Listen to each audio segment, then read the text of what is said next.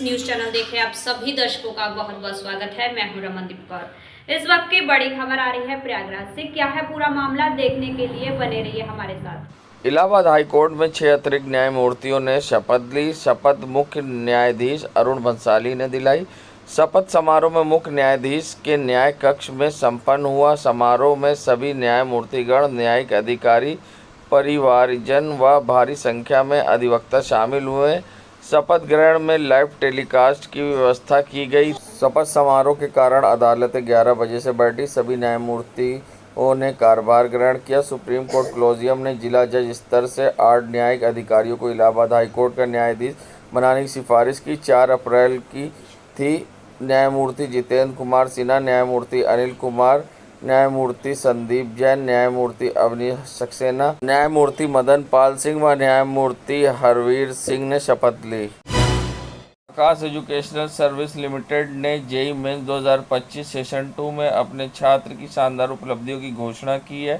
साथ ही प्रयागराज शाखा के छात्र स्वप्निल अग्रवाल ने 99.6% के साथ ऑल इंडिया रैंक 565 हासिल की है। इन परिणाम से साबित होता है कि मेहनत और सही मार्गदर्शन से शानदार सफलता हासिल की जा सकती है। नेशनल टेस्टिंग एजेंसी ने आज परिणाम घोषित किए हैं, जिससे इस साल के दूसरे और अंतिम जेईई सत्र का समापन हुआ है। जेईई मेंस भारत की सबसे चुनौतीपूर्ण परीक्षाओं में से एक है। कई छात्र आकाश के क्लासरूम प्रोग्राम से तैयार करते हैं ताकि वे आईआईटी और जेईई मेंस जैसी प्रतिष्ठित परीक्षा में सफलता हासिल कर सके। आकाश एजुकेशनल सर्विसेज लिमिटेड के चीफ एकेडमिक और business head doctor DK Mishra ने छात्रों की उपलब्धियों पर खुशी भी जताई। उन्होंने कहा, हम अपने छात्रों की मेहनत और सफलता पर गर्व महसूस कर रहे हैं। मैं कासिम ब्रिगेड से सोमी मित्तल बोल रही हूँ। चुनौती मेरी थी, हाँ मैंने बहुत अच्छे से प्रिपरेशन किया। तो सारे टीचर्स ने मेरी बहुत सपोर्ट की। कोई एक पर्टिकुलर टीचर नहीं, सब ने मेरी बहुत अच्छे से हेल्प की। मैं बहुत अच्छे से इसको किया और ये कोई ऐसी डरने की बात नहीं कि जीवन में बहुत बड़ी डिफिकल्ट चीज़ है। आप आराम से किसी भी चीज़ को करेंगे, पढ़ेंगे तो बहुत अच्छे से निकाल लेंगे। और मुझे बहुत खुशी मिली। यहाँ के लड़कों के बीच में अच्छे दिख रही हूँ, बहुत खुशी की बात है मेरे लिए। सोमी मित्तल। सबसे सपोर्ट तो आकाश की फैकल्टी का मिला और पेरेंट्स का मिला था। अभी तो सब बोल रहे जाए कमी है, कोई और मेहनत करनी चाहिए। बाकी 99.7 तक का एडवांस एक्सपेक्ट कर रहे हैं। 6 के अंदर 4 के अंदर 99.4 अच्छा सही शुक्ला। NTA ने जेईई मेन का रिजल्ट निकाला है। आकाश इंस्टीट्यूट प्रयागराज ब्रांच से स्वप्निल अग्रवाल ने 99.96 परसेंटाइल के साथ सिटी टॉप किया है। इनकी ऑल इंडिया रैंक 565 है। इसके अलावा 22 से भी अधिक छात्रों ने 99 परसेंटाइल से अधिक का स्कोर प्राप्त किया। जेईई मेन का एग्जाम निश्चित रूप से एक कठिन परीक्षा है, जिसमें विद्यार्थी, उनके अभिभावक तथा अध्यापकगण सभी लोग मिलकर अच्छे ढंग से प्रयास करते हैं, जिसके प्रयास के द्वारा स्टूडेंट इस परीक्षा में सफलता प्राप्त करता है।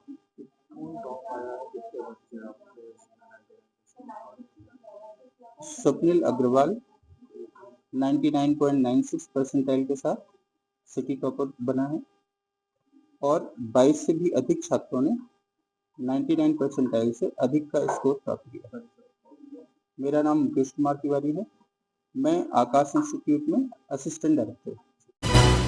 सोशल मीडिया पोस्ट करना, लाइक करना, उसे शेयर करने जैसा नहीं। हाईकोर्ट ने कहा, IT अधिनियम की धारा 67 अश्लील सामग्री के लिए है, ना कि भड़काऊ कंटेंट के लिए। सोशल मीडिया पोस्ट लाइक करने वाले इमरान खान के खिलाफ आपराधिक केस कार्रवाई रद्द। इलाहाबाद हाईकोर्ट ने एक मामले में कहा कि सोशल मीडिया की किसी पोस्ट को लाइक और शेयर करना अलग अलग मामला है। किसी पोस्ट को लाइक करना उसे प्रकाशित या प्रसारित करना नहीं माना जा सकता। ऐसा कृत्य सूचना प्रौद्योगिकी IT अधिनियम की धारा 67 के अंतर्गत दंडनीय नहीं होगा। कोर्ट ने कहा, 67 अश्लील कंटेंट प्रसारित करने के लिए दंडनीय मानी जाती है। इस टिप्पणी के साथ न्यायमूर्ति सौरभ श्रीवास्तव की एकल पीठ ने आगरा निवासी इमरान खान के खिलाफ केस कार्रवाई रद्द कर दी है। याची के खिलाफ आगरा के मंटोला थाने में दर्ज प्राथमिक के अंतर्गत मुख्य न्याय दंड अधिकारी सीजीएम कोर्ट में केस चल रहा था। कोर्ट ने कहा कि किसी पोस्ट या संदेश को तब प्रकाशित कहा जा सकता है जब उसे पोस्ट किया जाता है और किसी पोस्ट या संदेश को तब प्रसारित कहा जा सकता है जब उसे साझा या रीट्वीट किया गया हो। याची ने चौधरी फरहान उस्मान नामक व्यक्ति की पोस्ट को मुस्लिम को बिना अनुमति प्रदर्शन के लिए एकत्रित होने के लिए केवल लाइक किया था, लेकिन ये उस पोस्ट को प्रकाशित या प्रसारित करने के बराबर नहीं होगा। उस्मान पोस्ट राष्ट्रपति को ज्ञापन सौंपने के लिए कलेक्ट्रेट के पास होने के लिए प्रेरित करने वाली थी। उससे परिणाम स्वरूप मुस्लिम समुदाय के लगभग 600-700 लोग बिना अनुमति जुलूस निकालने के लिए एकत्रित हुए थे। पुलिस के अनुसार इससे शांति भंग होने का गंभीर खतरा पैदा हो गया। दंडनीय भारतीय दंड संहिता आईपीसी के प्रावधानों को लागू करने के अलावा पुलिस ने इमरान खान पर आईटी अधिनियम धारा 67 के तहत भी मामला दर्ज किया था। याची के वकील ने अदालत को बताया उसे फेसबुक अकाउंट पर ऐसी कोई सामग्री नहीं मिली। हालांकि पुलिस का कहना है कि इसे हटा दिया गया है, लेकिन व्हाट्सएप और अन्य सोशल मीडिया प्लेटफॉर्म पर इसी तरह की सामग्री पाई गई है।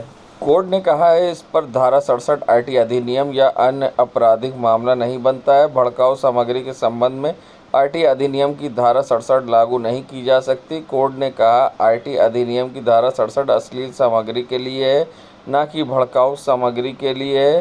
कामुक या कामुक रुचि को आकर्षित करने वाला शब्द का अर्थ यौन रुचि और इच्छा संबंधित है, इसलिए धारा 67 आईटी अधिनियम अन्य भड़काऊ सामग्री के लिए कोई दंड निर्धारित नहीं करता है। अप्रैल के महीने में ही गर्मी अपना असली रूप दिखाना शुरू कर दिया। अप्रैल के ही दिनों में कई राज्यों में 40 के पार तापमान है और साथ ही वहीं मौसम विभाग ने देश के कुछ इलाकों में हीटवेव अलर्ट भी जारी किया है। वहीं संगम नगरी प्रयागराज में अप्रैल के महीने में ही लोगों को मई जून जैसी गर्मी का एहसास होने लगा, जिससे कहीं न कहीं इस गर्मी से लोग हैरान परेशान हैं। इसी क्रम में प्रयागराज वासी गर्मी की तपन से बेहाल परेशान है और सड़कों पर मुंह ढककर निकल रहे हैं। वहीं लोगों का कहना है कि काम है पेट पालने के लिए तो निकलना ही पड़ेगा, मगर नगर निगम की जो व्यवस्थाएं थी वो अब दूर दूर तक नदारत है। पानी भी खरीद कर पीना पड़ता है और सड़कों पर पानी की भी नगर निगम की जो व्यवस्थाएं रहती थी वो अब नहीं है। और क्या कुछ कहा है आइए दिखाते हैं आपको। निकलना ही पड़ेगा बाहर, तभी तो खाना आएगा पेट में। गर्मी बहुत पड़ रही है, लेकिन फिर भी जगह जगह पानी के प्यासे लगती है, पानी कोई सुविधाएं भी नहीं है, फिर भी जब चलते हैं क्या करें सर। तो नगर निगम में कोई सुविधाएं नहीं, कोई सुविधाएं नहीं साहब, नगर निगम में कोई सुविधाएं नहीं है और पानी के लिए बहुत तड़पते हैं हम लोग, खरीद के तब पानी पीते, नहीं तो पानी मिलना मुश्किल है। ज्यादा ही हो रही है, बहुत ज्यादा गर्मी है। समस्या हो रही है। हाँ, हो ही रही है। तो आप लोग का फेयरनेस जा रहा है, इसलिए कंट्रोल करने के लिए फेस कवर करके चल रहे हैं। संगम नगरी प्रयागराज में आज जहां पश्चिम बंगाल की मुख्यमंत्री ममता बनर्जी के खिलाफ जहां विश्व हिंदू परिषद ने मोर्चा खोला है, हनुमान मंदिर से लेकर पत्थर गिरजाघर तक जन आक्रोश रैली निकाली गई है। मुर्शिदाबाद की घटना को लेकर यहां पर हिंदू संगठनों का कहना था कि हिंदू वहां खतरे में है और हिंदू के साथ जो हरकतें हो रही है उसे ममता सरकार हवा दे रही है और ममता जब संशोधन बिल के आड़ में हिंदुओं पर अत्याचार करवा रही है और साथ ही ऐसे में केंद्र सरकार से ममता सरकार को बर्खास्त करने की मांग की है और साथ ही उनका कहना था कि वहां पर राष्ट्रपति शासन लागू करा जाए और ममता बनर्जी का पुतला भी सुभाष चौराहे पर जलाया गया। और क्या कुछ कहना था लोगों का आइए दिखाते हैं। देश के गद्दारों को ये बंगाल में जो हिंदुओं के साथ अत्याचार हो रहा है, दसियों वर्ष से अत्याचार करते चले आ रही है। ममता सरकार जिहादियों को शरण देती है और शरण दे करके हिंदुओं पर अत्याचार कराती है। ऐसे ही कश्मीर में, ऐसे ही पहले पाकिस्तान में हिंदुओं को खाया गया, पूरे देश में हिंदुओं के साथ अत्याचार हो रहा है। लेकिन इस समय बांग्लादेश में ममता सरकार एकदम हिंदुओं पर हावी हो गई है, हिंदुओं को हटाना चाहती है। ये उनकी तानाशाही नहीं चलेगी। उन्होंने जो जहादियों को पैसा देती है और ये बलवा करवाती है। आने वाले समय में केंद्र सरकार से मांग किया जाए कि वहां पर राष्ट्रपति शासन लगाया जाए और जो भी नुकसान हुआ है एक एक भरपाई उनका दिया जाए, नहीं तो ऐसे आगे भी होता रहेगा। अगर ये नहीं मानेगी ममता सरकार तो सारे लोग और भी क्रांति ढंग से संग्राम लिया जाएगा। आज विश्व हिंदू परिषद के द्वारा पुतला भी फूका गया ममता बनर्जी का। हाँ, पुतला फूका गया और आगे का संत समाज भी दिशा में कुछ आगे बढ़ेगा। संत समाज सब एकजुट होकर के ममता सरकार के खिलाफ संग्राम करेगा, जिससे आने वाले समय में सारे देश में हिंदुओं को जागृत करके ममता सरकार के खिलाफ खड़ा किया जाएगा। परमहंस योगी राज कुमार जी महाराज आज ये जो प्रदर्शन कर रहे हैं, क्या वजह है और किस तरीके से प्रदर्शन कर रहे हैं? निरंकुश बांग्लादेश सरकार द्वारा बांग्लादेश के मुर्शिदाबाद में हिंदुओं के साथ हो रहे जघन्य अपराध, हत्या, लूटपाट की घटना के विरोध में आज पूरे देश में एक साथ विरोध प्रदर्शन विश्व हिंदू परिषद केंद्रीय नेतृत्व के निर्देश में किया जा रहा है। बांग्लादेश सरकार अगर होश में नहीं आई, केंद्र सरकार से हम लोग मांग करते हैं कि राष्ट्रपति शासन लागू किया जाए, तो आगे चल के बहुत ही इससे बड़ा उग्र प्रदर्शन किया जाएगा। जय श्री राम। प्रयागराज में ट्रैक्टर की टक्कर लगने से 2 महिलाओं की दर्दनाक मौत हो गई है। घटना गंगा पार के हंडिया थाना क्षेत्र के शाहीपुर गांव के पास की है।